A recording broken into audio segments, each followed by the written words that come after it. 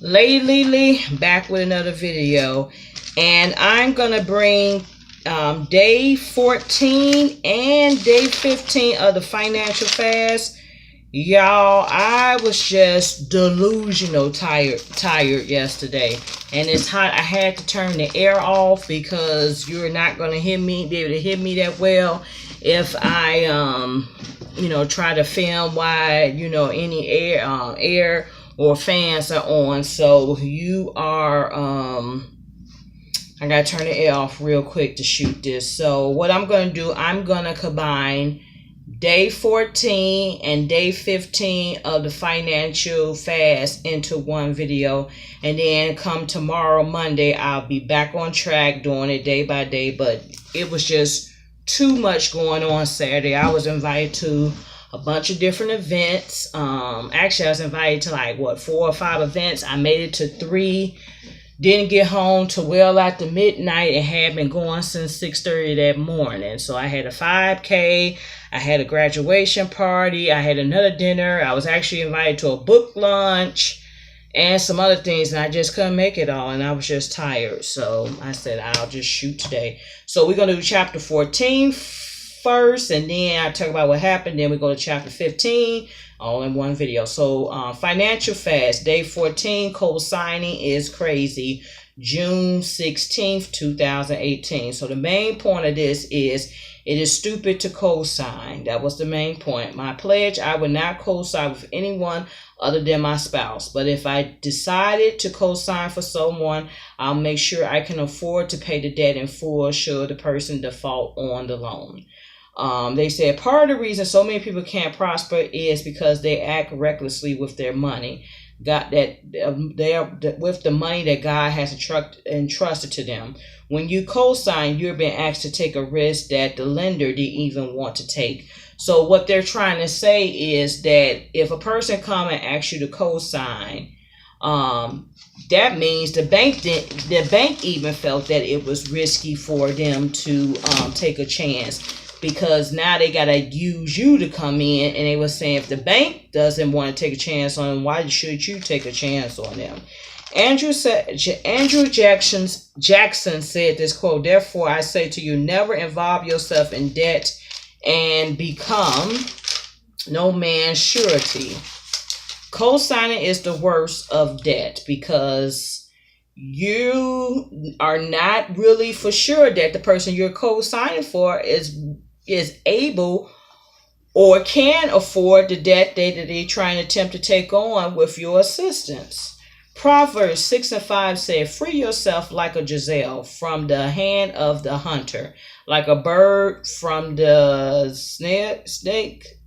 snare of the fowler." So yeah, so just talk about this chapter talked about all the do's and don'ts of co-signing. What can you expect when you co-sign? What happens if you co-sign this person doesn't pay? So that's what this chapter, who's responsible for what when it's a co-signer, when it's a person who's getting a loan and a co-signer. So it discussed that. So they asked you the Daily Time was asked you to think about what happened in the past when you have co-signed for somebody.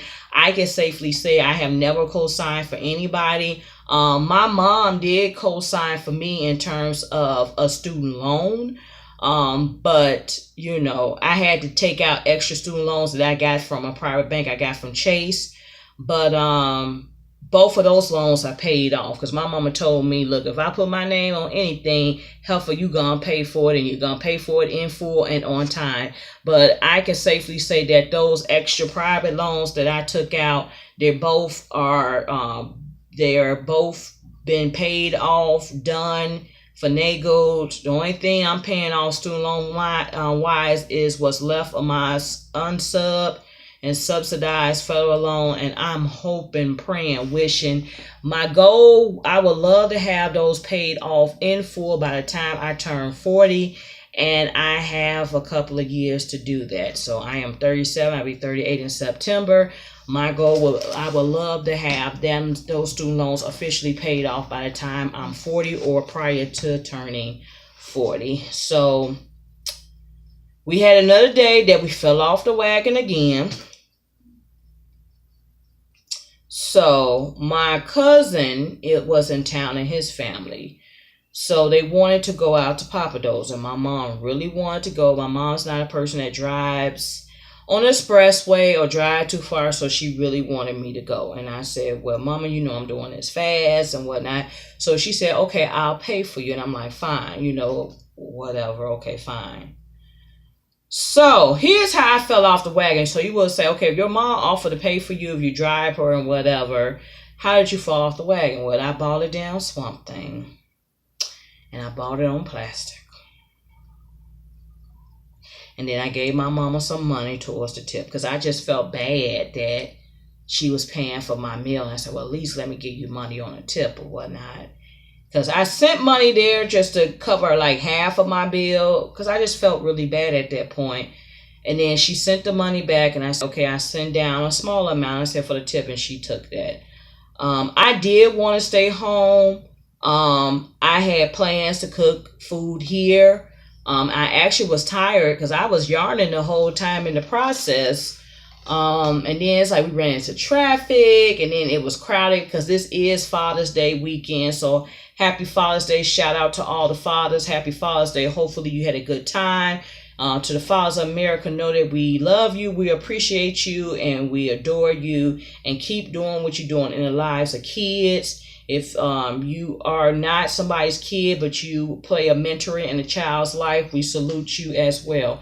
But anyway, it was kind of packed because it was Father's Day weekend.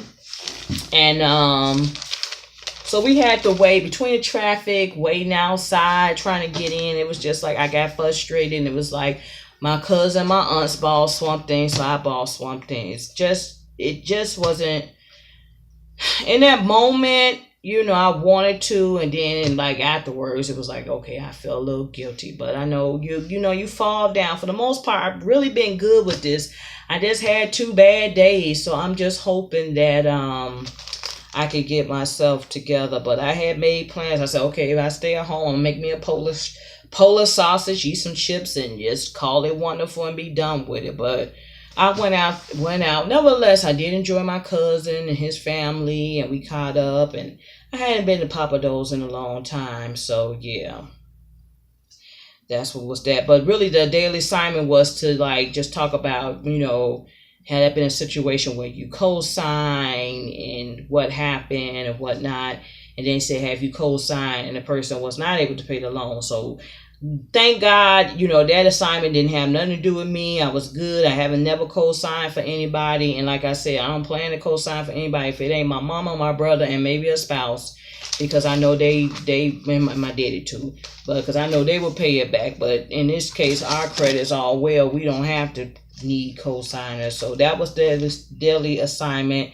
That was day 14. Day 15, the financial fast. Guard against greed. This is June 17th, 2018. Main point: greed blocks your path to prosperity. My pledge: I would take an inventory of what I own so that I can guard against wanting more. I will be on the lookout for things that pull me into the direction of greed. Overall quote is: greed blocks your path to prosperity. What's this? Erich Fromm said this: greed is a bottomless pit which exalts the person in an endless effort to satisfy the need without ever reaching satisfaction. Did you know, this is another quote, did you know that worrying about not having enough actually make you greedy? Something to think about. Proverbs 13:11 says, dishonest money dwindles away, but whosoever gathers money little by little makes it grow.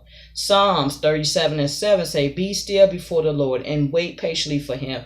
Do not fret when people succeed in their ways, when they carry out their wicked schemes. The daily assignment: what 2 decisions have you made that could have been traced to greed? And they was talking about, do you spend a lot of money on the lottery?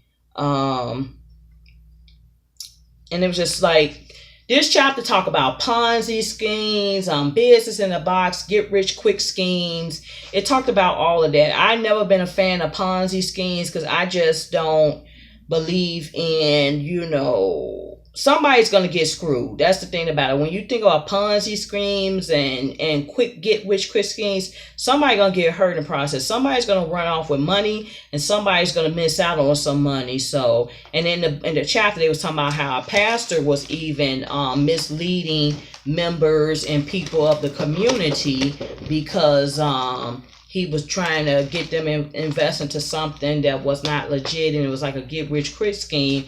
And nobody really got rich except for him. So he ended up going to prison, had to pay back a lot of money to innocent people. So like I said, I never been a one for get rich quick schemes. I know they had that Facebook thing that was going around with talking about if you can be blessed if you give up $100, and it was that big scheme that happened. It was like a year or so ago. It was like that Ponzi Facebook scheme. And Facebook, I think PayPal came and shut down a lot of people's accounts for that because it was a scheme running along. But I never got involved with it, thank God, because I just didn't trust it. It was like, oh, you put in 100, you get 300 back. And what it was is that the people who started that scheme, that Ponzi scheme, they got paid, and then the people at the bottom they fell out of it because it wasn't any more people, and they really got nothing. So there was some people that got paid, and there was some people that got played. So they talk about that stuff. Don't get in if it's get rich quick, it's too good to be true, and that's true. So you just need to earn your money the right way, save up your money, and you don't have to worry about that.